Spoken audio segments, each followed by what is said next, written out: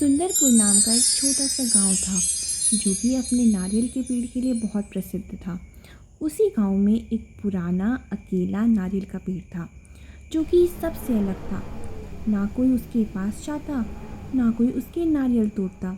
लोग कहते थे यह पेड़ जादू से भरा है, जो सच्चा हो उसे वरदान मिलता है और जो झूठा हो उसका सब कुछ खो जाता है।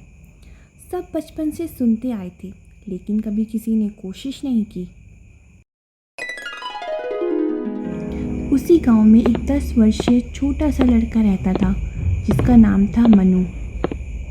मनु के पापा बचपन में ही चल बसे थे और एक माँ थी जो कि बहुत बीमार रहती थी।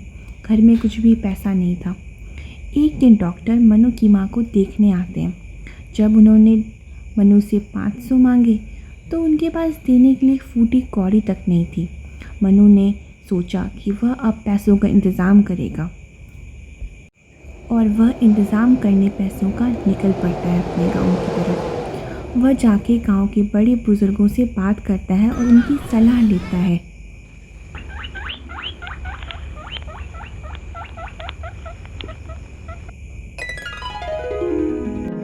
माँ की ऐसी हालत देखकर मनु से रहा नहीं जाता है। वह रात को ही निकल पड़ता है गांव में सबसे मदद मांगने। वह सबके घर जाकर काम करता है और पैसे जमा करता है। किसी की सामान ढोता है तो कभी किसी की लकड़ियाँ लाता है, लेकिन वह 300 ही जमा कर पाया। अंत में वह थक हार कर उसी नारियल के पेड़ के पास चला जाता है जहाँ उसे जानने सबने मना किया था।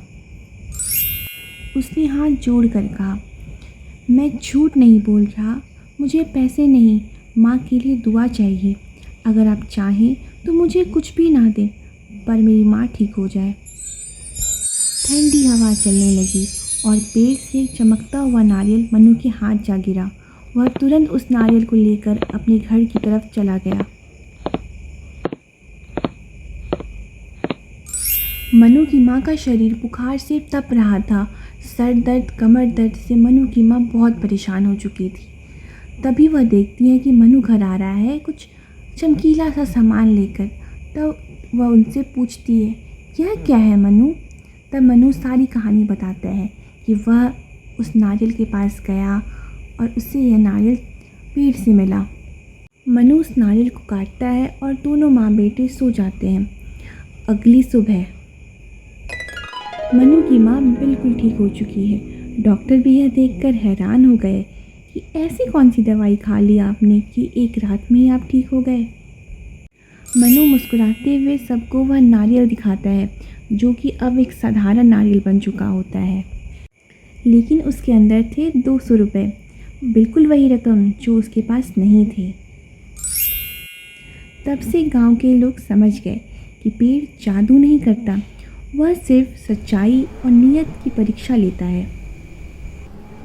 इस कहानी से हमें यह शिक्षा मिलती है कि सच्चे और नेक इरादे रखने वालों की मदद कभी आसमान से भी हो जाती है।